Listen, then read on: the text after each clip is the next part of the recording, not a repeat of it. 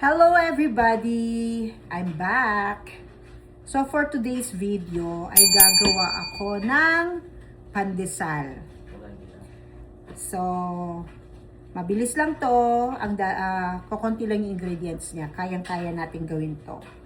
So I will be needing 4 cups ng bread flour.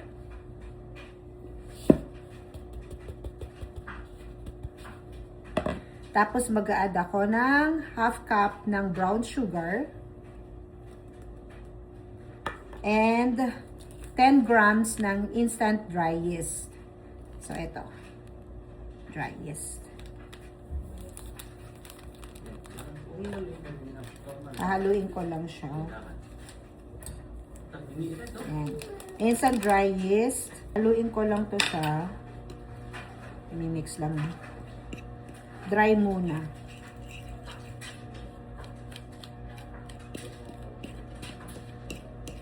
Ayan.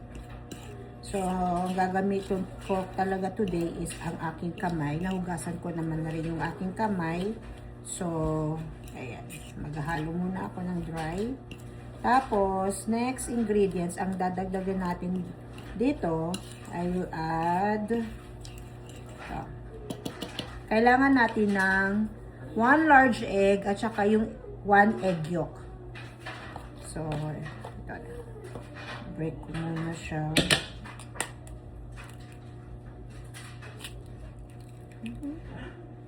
There.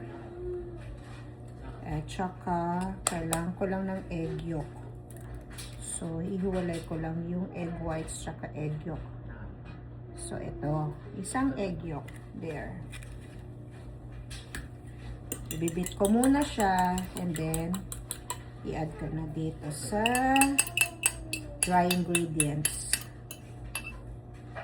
So ayan, nalagyan ko na to ng egg yolk at saka yung isang whole egg. Tapos maglalagay ako ng 1/2 cup ng milk. Ito yan, milk. Warm ang ginawa ko, warm milk. Para syempre masarap yung ating bread. And then, maglalagay ako ng 1 cup ng water. Yan. So, ito, ininid ko na to siya. Kung may machine po kayo, yung dough machine, pwede nyo pong gamitin para hindi po kayo mapagod. Kasi magninid po ako ng at least 15 to 20 minutes. Kailangan ng muscle dito. Hindi ko na to ilalagay sa surface. Okay naman na dito sa malaking bowl. Basta na maninid ko siya. Okay na. So guys, kapag ganito na siya, medyo nahalo nyo na lahat. Although hindi pa siya smooth, ganito na siya ang texture niya. Pwede na natin ilagay ang 55 grams ng softened butter.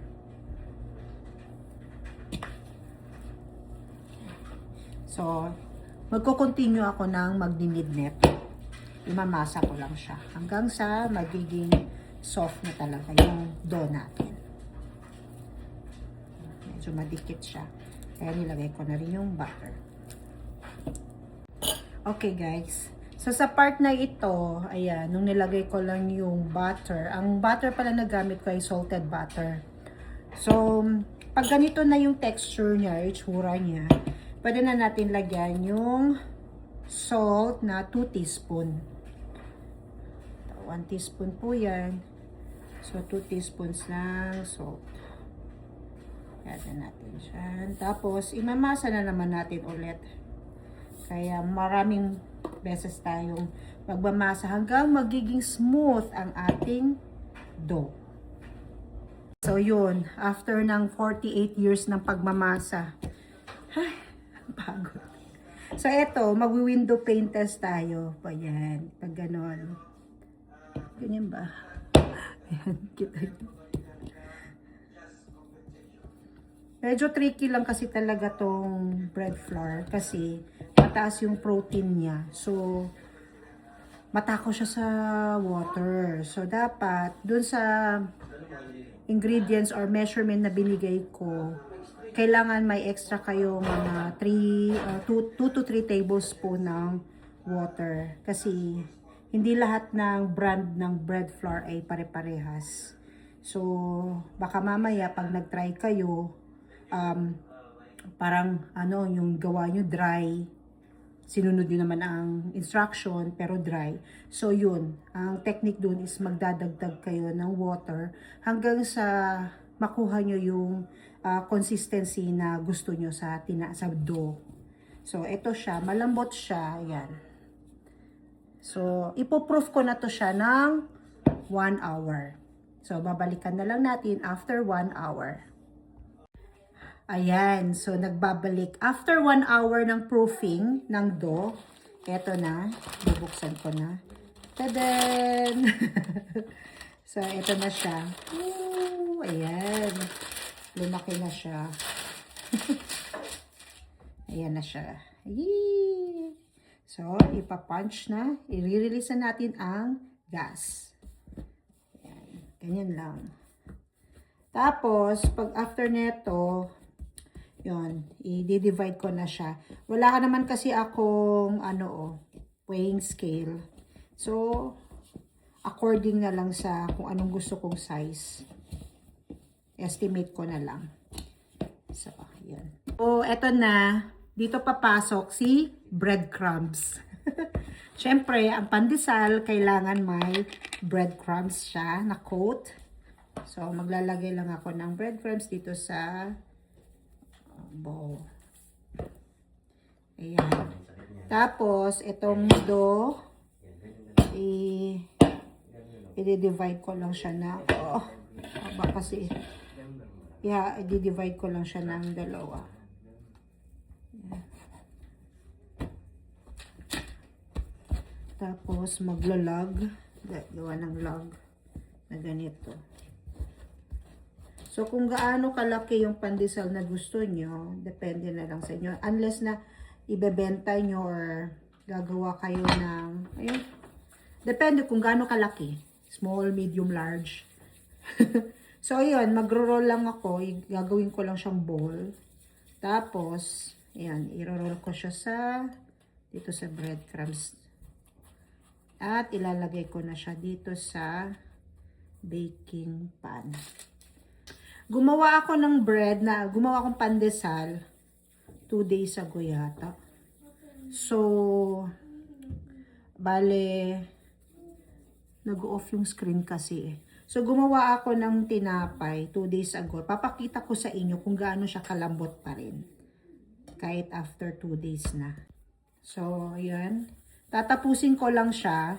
Ayan, ipapakita ko sa inyo. Ipoproof pa natin to mga 30 minutes. So, medyo maproseso lang talagang paggawa ng tinapay. Ayan. So, nakagawa ako total na 21 pieces. Hindi lang siya same sizes. May malaki. So, ito ngayon, ipapaalsa ko pa siya ng mga 30 minutes. Tapos, saka natin i-bake. So, ayan guys. Papakita ko na after natin i-proof siya ng 30 minutes. So, then, ayan. Nag-double na siya ng size. So, we're going to bake this at 350 degree for siguro mga 10 to 15 minutes o magiging brown na siya. So, na-preheat ko na yung oven. Ayan. At ilalagay na natin ang ating tinapay. Gusin ko lang. Ayan. Ito yung tinapay na ginawa ko 2 days ago. So, papakita ko sa inyo kung gaano siya kalambot pa. Ayan o. Malambot pa siya. Ayan o. Bouncy. At saka yung loob niya. Ayan. Tada! Ayan. So, 2-day-old na tong bread. Pero malambot pa din siya. So, pwede. Ayan o. Ayan, luto na. So, yun. Papakita ko sa inyo ngayon ang finished product ng pandesal. So, eto na guys. Check na natin. Ay, wow! Ayan. Luto na ang pandesal. Ang ganda ng mga size nilang cute tignan. Ayan, kukunin ko na siya. Ito na guys, ang finished product natin, gawa ko. At magagawa nyo rin. So, ayan, pandesal. Freshly baked pandesal. So, ayan guys. Ito na. Itetest na natin kung gaano kalambot ang Although, ang init pa nito kasi fresh from the oven. Ayan o, sobrang lambot niya. Ang init. Hindi ko ma-open. Init. Ayun. Ayan, umuusok-usok pa guys. Ayan. Ayan o, ang init pa. Tikman natin. Perfect. Perfect ang pandesal. Masarap pa sa nabibili natin sa mga tindahan. Kaya gawa na kayo. Thanks for watching. Ang sarap niya. Yummy!